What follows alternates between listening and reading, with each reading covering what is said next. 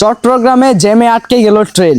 ভাই বিশ্বাস করেন, যদি বাংলাদেশে না জন্মাতাম তাহলে হয়তো এরকম হাস্যকর কাহিনীগুলো শুনতেও পারতাম না, দেখতেও পারতাম না। আপনারাও হয়তো কখনো দেখেন নাই যে জ্যামের মধ্যে ট্রেন আটকে রয়েছে।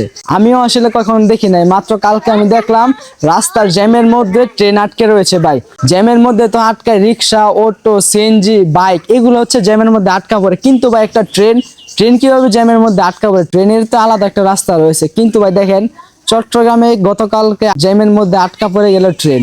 আসলে আমরা কোন দেশে বাস করতেছি ভাই? দেখেন মানে মূলত কাহিনীটা হচ্ছে কি, মানে রাস্তার উপর দিয়ে হচ্ছে যে ট্রেনের রাস্তা, গাড়িগুলো জ্যাম লেগেছিল, অনেক গাড়ির জ্যাম, মানে জ্যামটা ভাঙতে পারে না, ট্রেন আসার সময় হয়ে গেছে। তখন ট্রেনটা যখন ঢুকছে তখন ট্রেনটা রাস্তার মাঝখানে থামিয়ে দেয়। যদি ট্রেনটা না থামাতো তাহলে হয়তো অনেক বড় একটা দুর্ঘটনা ঘটে যেত।